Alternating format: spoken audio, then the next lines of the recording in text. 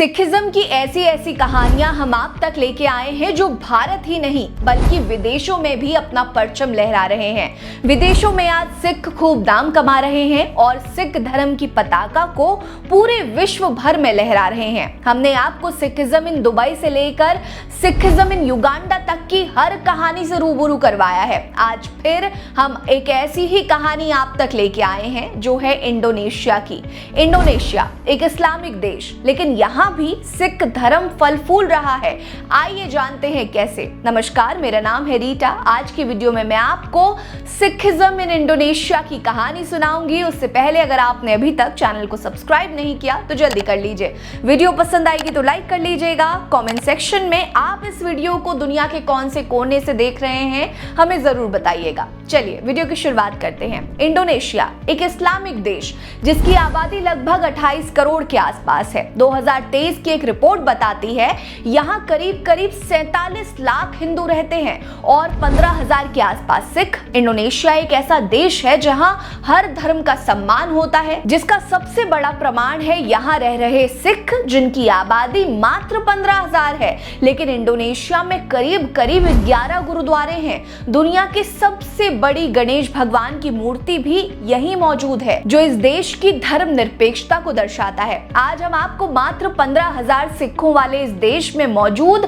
5 प्रमुख गुरुद्वारों के बारे में बताएंगे, जो सिख धर्म की ताकत, एकता और समानता का प्रतीक बना हुआ है। गुरुद्वारों के बारे में जानेंगे, उससे पहले ये जान लेते हैं कि सिख इंडोनेशिया पहुंचे कैसे। बात साल 1866 की है। उस दौरान व्यापार के लिए बड़े बड़े जहाजों का इस्तेमाल होता था, जब एक ब्रिटेन की कंपनी जिसका नाम था अल्फ्रेड हॉल्ट एंड कंपनी की व्यापारी जहाज सिंगापुर, मलेशिया, इंडोनेशिया के मलाया क्षेत्र में व्यापार के लिए आते थे।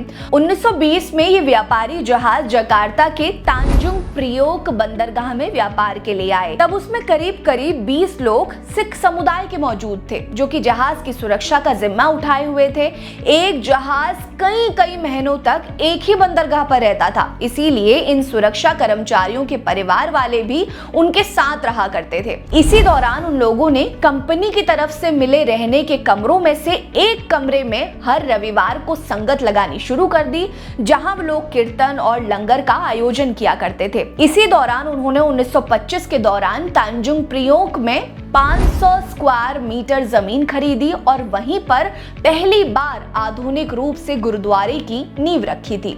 अब जानते हैं इंडोनेशिया के उन 5 प्रमुख गुरुद्वारों के बारे में जो वहां सिख धर्म का खूब प्रचार प्रसार कर रहे हैं। गुरुद्वारा तांजुंग प्रियोक जकार्ता ये इंडोनेशिया का सबसे पहला गुरुद्वारा है, जिसे मात्र 20 सिखों ने मिलकर स्थापित किया था। इसकी स्थापना 1 मई 1925 के दिन की गई थी।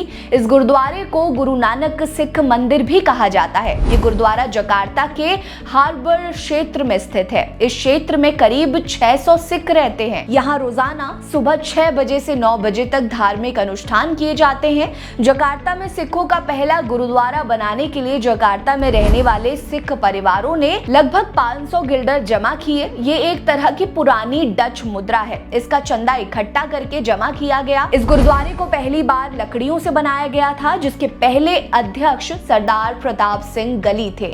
इंडोनेशिया के अगले गुरुद्वारे का नाम है यायासन सोशल गुरु नानक, जिसका हिंदी में मतलब होता है गुरु नानक सामाजिक संस्था। 1990 के दौरान जब सिख समुदाय ने जकार्ता से पलायन कर मैदान का रुख किया, तब इस गुरुद्वारे को स्थापित किया गया। इस गुरुद्वारे की खासियत है कि इसका प्रबंधन के कार्य के लिए अध्यक्ष काबिलियत के दम पर चुना जाता है, न कि पारिवारिक पीढ़ी के हिसाब से। 2013 में यहाँ गुरु ग्रंथ साहिब जी की शिक्षा, गुरुमुखी लिपि और पंजाबी भाषा की शिक्षा के लिए गुरुमत स्कूल की शुरुआत की गई। यहाँ सिख समुदाय के लोगों को सिख धर्म, सिख भाषा बोलने और गुरुमुखी लिपि की शिक्षा पर जोर देते हैं। संस्था का कहना है कि अभी हाल के सालों में इंडोनेशिया में सिख धर्म के प्रति लोगों ने बड़ा उदासीन रवैया अपनाया है। यहाँ 80% सिखों को पंजाबी नहीं आती है, इसीलिए स्कूल की शुरुआत की गई। इस गुरुद्वारे की देखरेख ग्लोबल सिख काउंसिल करता है, जो अंतर्राष्ट्रीय स्तर पर गुरुद्वारे की देखरेख का काम संभालता है। इस लिस्ट का तीसरा गुरुद्वारा है गुरुद्वारा गुरु अर्जन देव जी,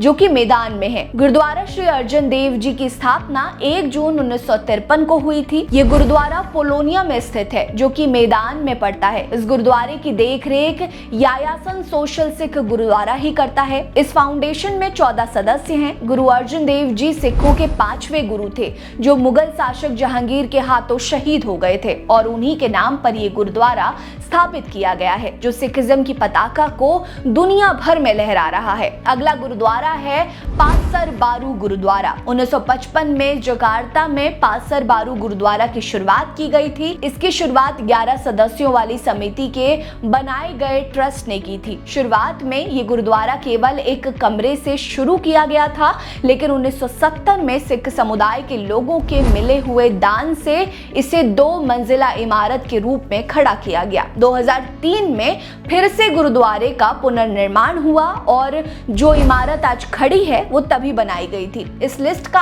आखिरी और सबसे महत्वपूर्ण गुरुद्वारा है गुरुद्वारा गुरु नानक। गुरुद्वारा गुरु नानक जकार्ता में मौजूद कई गुरुद्वारों में से एक है। 18वीं सदी में सिख धर्म के लोगों ने सुमात्रा में अपना घर बनाना शुरू किया था।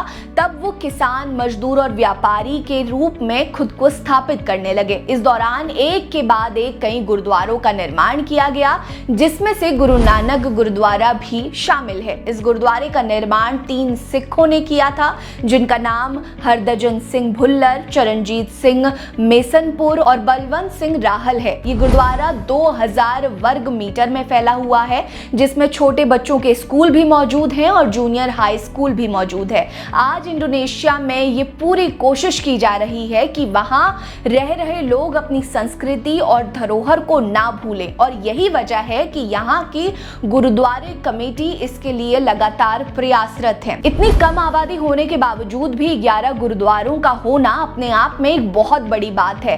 आप इस बारे में क्या सोचते हैं? कमेंट सेक्शन में हमें जरूर बताइएगा, और ये भी बताइएगा कि क्या आप कभी इंडोनेशिया गए हैं, और गए हैं तो वहां सिखिज्म को लेकर आपने क्या देखा, क्या सुना और क्या महसूस किया? कमेंट सेक्शन में जरूर बताएं। बने रहिए हमारे साथ। नमस्कार।